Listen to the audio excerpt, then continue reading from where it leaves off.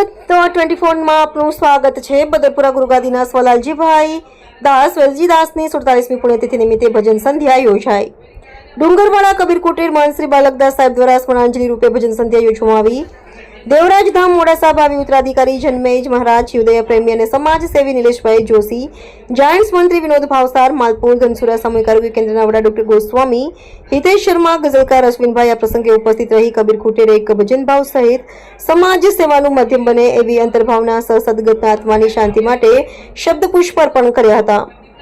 આ બંધકના વિખ્યાત સંજીદાઓ સાથે જન્મેજય મહારાજે તાલબદ્ધ સુંગલા સ્વરમાં ભજનની ધારા વાવી હતી। સહુની ભાવસભર ઉપસ્થિતિ બદલ હૃદયપૂર્વક આભાર મહંત શ્રી બાલકદાસજી પરિવાર દ્વારા માનવામાં આવ્યો હતો। હલચલ ભારત ન્યૂઝ 24 ને જોતા રહો અને સબસ્ક્રાઇબ અને શેર કરતા રહો। રિપોર્ટર રિષભ ઉપાધ્યાય, મોડાસા।